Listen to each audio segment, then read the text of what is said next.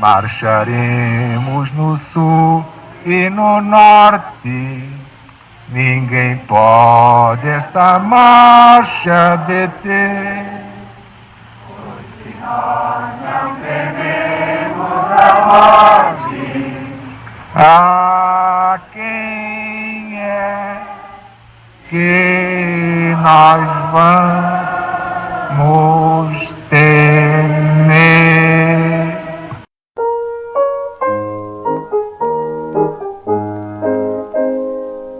Marcharemos no sul e no norte, ninguém pode esta marcha deter, pois se nós não tememos a morte, a quem é que nós vamos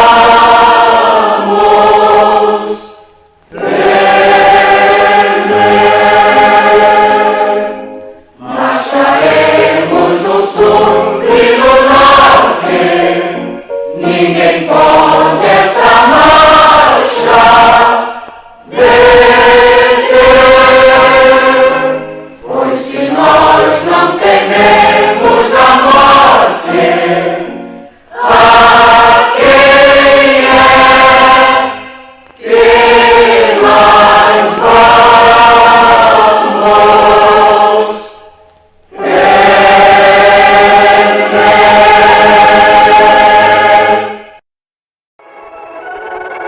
E meus irmãos, Deus está presente.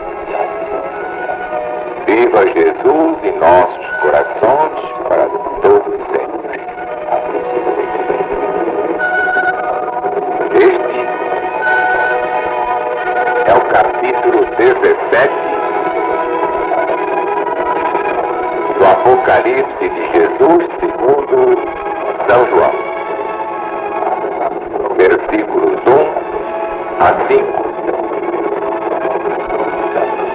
E veio um dos 7 anjos que tinham as 7 taças e falou comigo, dizendo: Vem, eu te mostrarei a condenação da grande prostituta.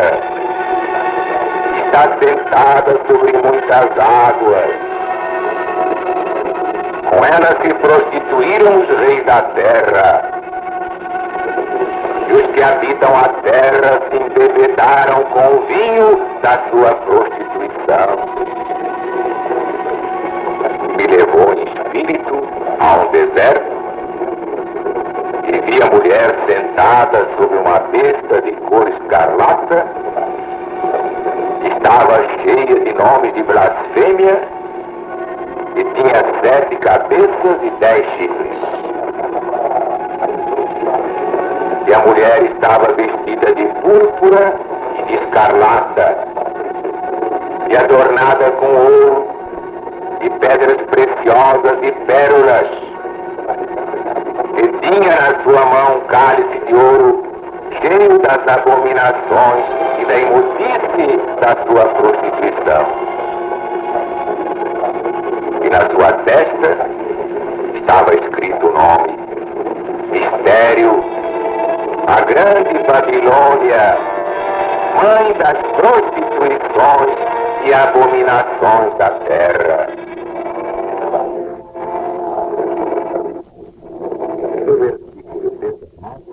No capítulo precedente, fomos informados de que da grande Babilônia Deus se lembrou para lhe dar o cálice do vinho da indignação da sua ira.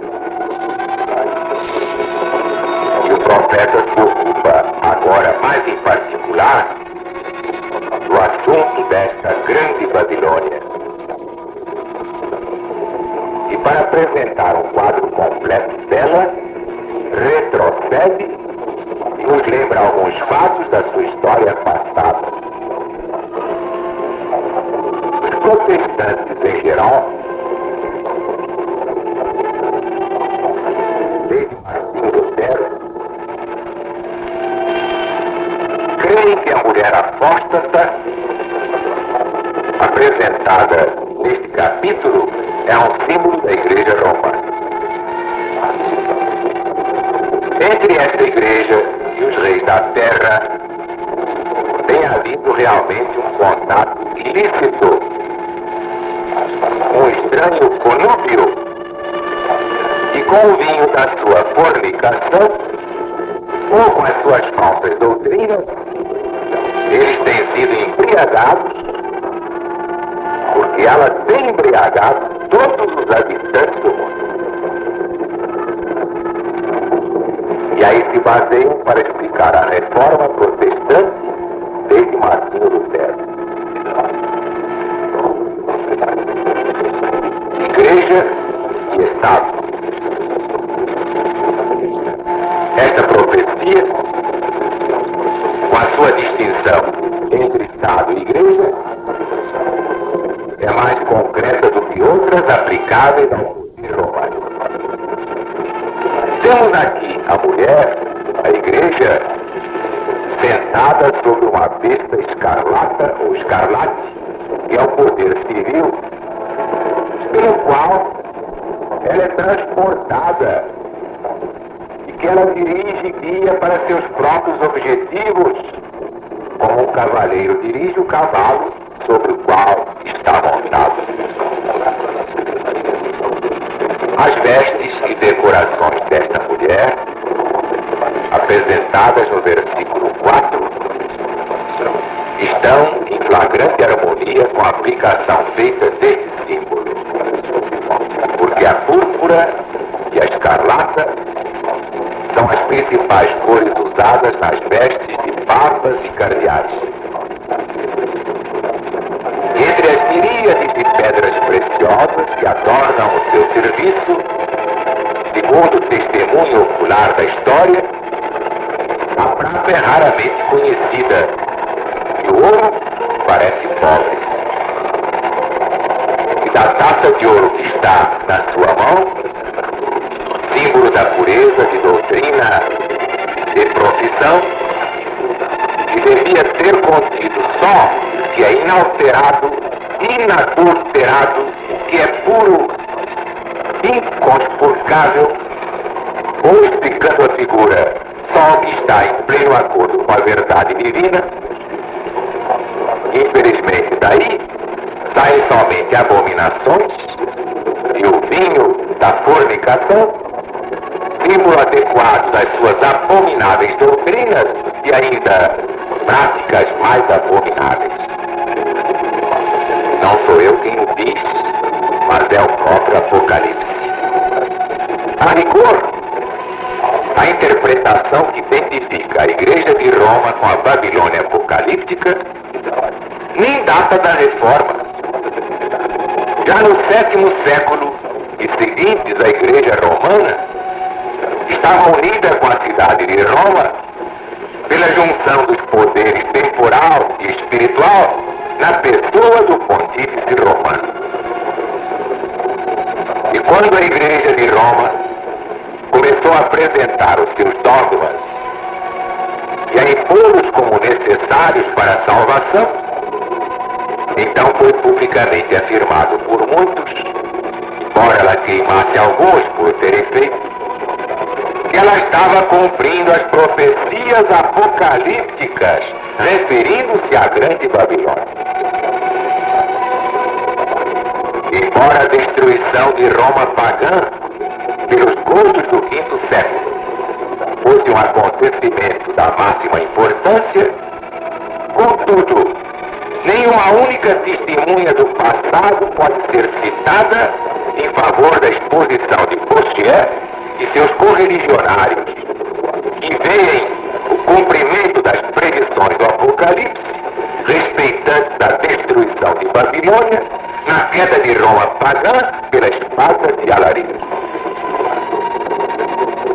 Efetivamente, essa exposição é moderna. É uma interpretação posterior. Foi imaginada por Bossuet e outros mais para combater a outra que eles chamam a interpretação protestante.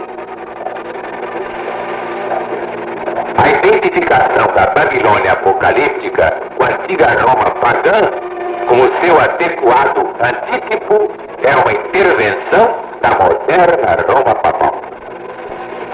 Isso está no livro de Wordsworth, União com Roma, páginas 19 e 20.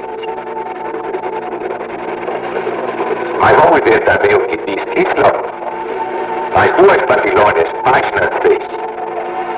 Em 1825, por ocasião do jubileu, o Papa Leão XII cunhou uma medalha, tendo num lado a sua própria efígie e no outro a da Igreja Romana, simbolizada como uma mulher, segurando com a mão esquerda uma cruz e com a mão direita um cálice, com a legenda em volta dela: Seder Super Universum. Tradução: todo mundo é o seu assento. Isso também não é nossa invenção, está na história. Esta mulher é explicitamente Babilônia.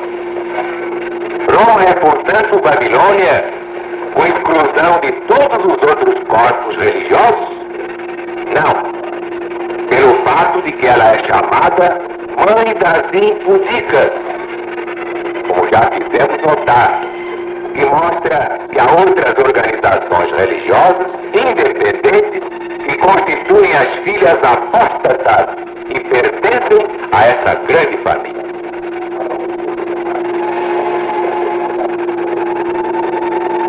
Ainda neste capítulo 17, versículos 6 e 7. E vi que a mulher estava embriagada do sangue dos santos e do sangue das testemunhas de Jesus. E vendo-a eu, me maravilhei com grande admiração. Então o anjo me disse: por que te admiras tu? Eu te direi o mistério da mulher e da besta que a traz, a qual tem 7 cabeças e 10 chifres. Uma causa de admiração. Por que se maravilharia São João, assim grandemente admirado, quando viu a mulher embriagada com o sangue dos santos? Era a perseguição do povo de Deus? Porventura, no seu tempo, alguma coisa estranha? Ele próprio não viu Roma estender os seus mais ferozes anátemas contra a Igreja do Cristo? Ele próprio não foi exilado na ilha de Patmos, vítima desse cruel poder? Mas então, por que se admirou quando seus olhos penetraram o futuro e viram Roma ainda perseguindo os santos de Deus? O segredo da sua admiração era justamente esse. Toda a perseguição testemunhada por ele havia procedido da Roma pagã, ostensivamente hostil ao Cristo de Deus. Não era de estranhar que pagãos perseguissem os verdadeiros seguidores de Jesus, o Cristo anunciado desde Moisés. Mas quando São João viu no futuro uma igreja professamente cristã perseguir os seguidores legítimos de Jesus e se embriagar com seu sangue, então não pôde deixar de se admirar com soberbo espanto. Vocês já ouviam alguma coisa antes sobre esta explicação? Alguém ouviu? Isto é novo. Mas Jesus fez isto, fez João ver no futuro o que seria uma igreja, que é a transposição espiritual do Império Romano. Quem o diz não sou eu, é o próprio Jesus. Se alguém está zangado, fique zangado diretamente com Jesus, que eu não tenho nada com isso.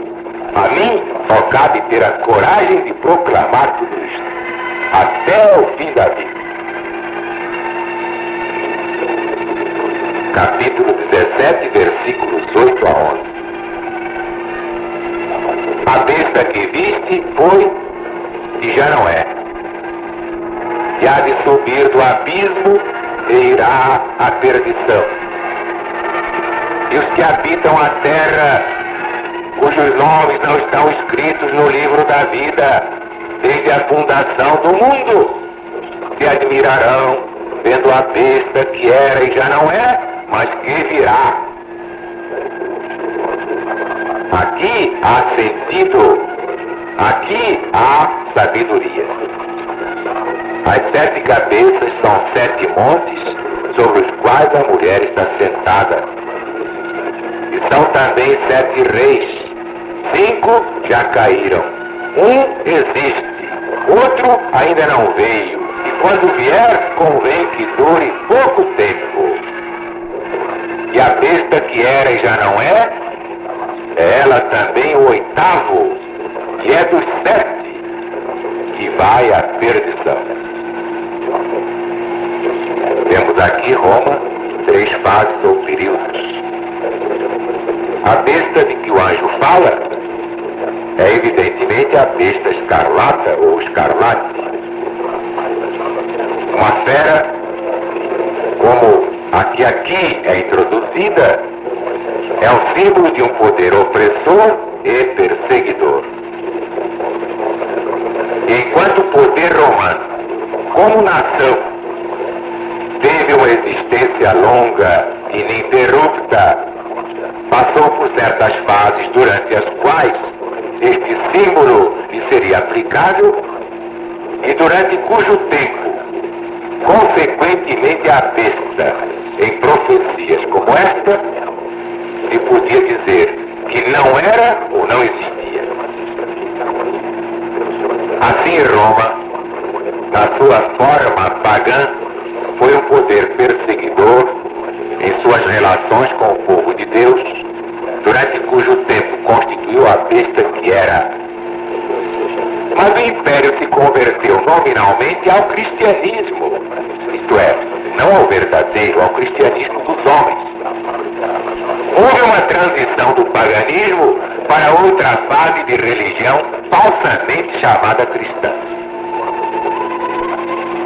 E durante um breve período, enquanto esta transição se estava operando, perdeu seu caráter feroz e perseguidor, e então podia dizer-se da besta que já não era.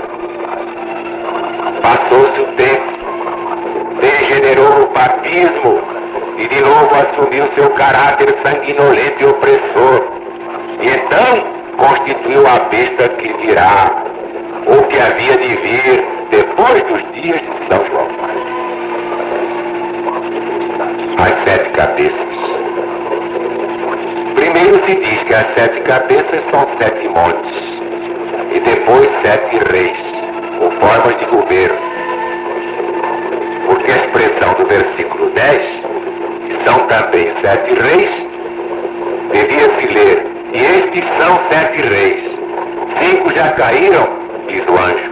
Existe um, o 6º estava então reinando. Outro ainda teria de vir e continuar durante um curto espaço de tempo. E quando a besta reaparecesse com seu caráter sanguinolento, opressor, perseguidor, havia de ser sob a 8ª forma de governo, que havia de continuar até a besta ir para a perdição. As 7 formas de governo que existiram no Império Romano são geralmente enumeradas da seguinte forma: primeiro, realeza; segundo, consulado; terceiro, decemvirato; quarto, ditadura; quinto, triunvirato; sexto, império; sétimo, papado. Reis, cônsules, decêmviros, ditadores, triunviros tinham desaparecido no tempo de São João. Ele estava vivendo sob a forma imperial. Mais 2 se haviam de levantar depois deste tempo. Uma havia de continuar só por um curto espaço, posicionada entre as cabeças, enquanto a última, que é usualmente denominada a sétima, é na realidade a oitava, a cabeça que havia de suceder a imperial e continuar por um pouco de tempo. Não podia ser a papalina, porque essa continuou muito mais do que todas as outras juntas. Compreendemos, portanto, que a cabeça papal é a oitava e que uma cabeça de curta duração veio entre a imperial e a papal. Em cumprimento disto, lemos que após a forma imperial ter sido derrogada ou abolida, houve um governador que, pelo espaço de cerca de 60 anos, governou Roma com o título Exarca de Ravenna. E assim temos o elo que une as cabeças de imperial e papal. A terceira fase da besta, que era e já não é, mas que virá, é o poder romano sobre o papado.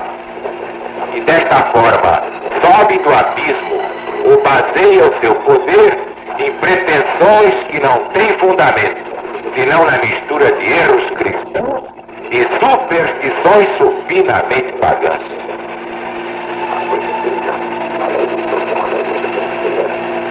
Agora, este mesmo capítulo 17, versículos 12 a 14. E os 10 chifres que viste são 10 reis, que ainda não receberam o reino, mas receberão poder como reis por uma hora, juntamente com a besta. Estes têm o mesmo intento e entregarão seu poder e autoridade à besta. Esses combaterão contra o Cordeiro de Deus, mas o Cordeiro os vencerá, porque é o Senhor dos senhores e Rei dos reis.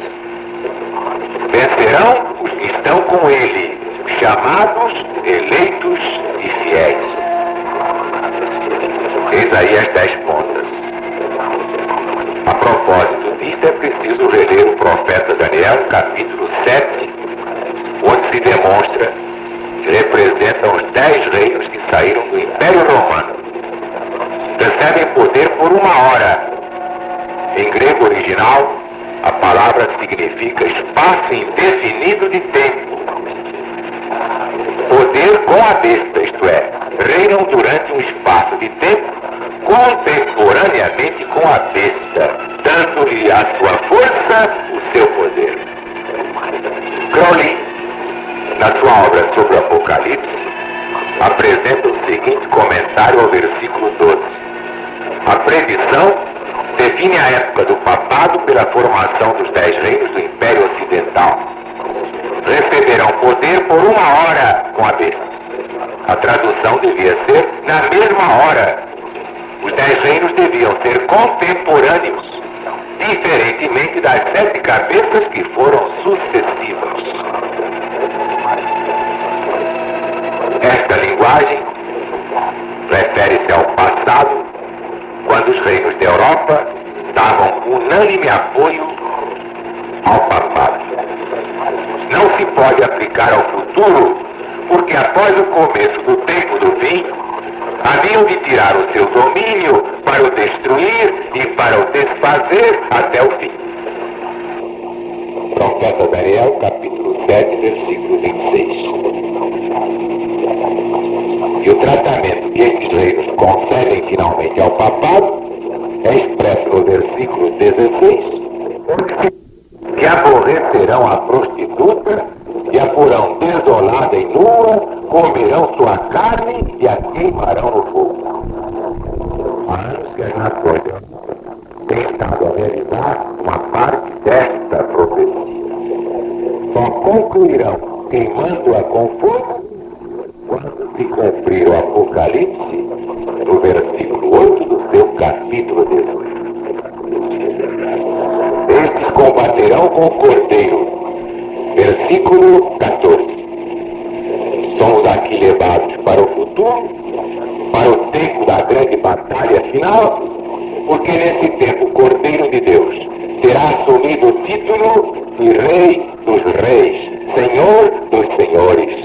Título que não sua volta. Capítulo 19, versículos 11 a 16 deste Apocalipse. Meus amigos, meus irmãos, o futuro pertence a quem souber o Apocalipse.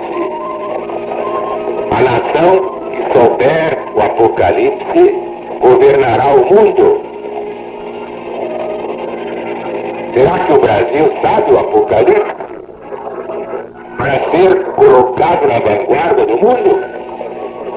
São os nossos votos sinceros, realmente sinceros e legionários da boa vontade de Deus. Que o Brasil reine, fazendo triunfar o novo mandamento do Cristo de Deus. Que a paz de Deus esteja com todos agora e sempre. E viva Jesus!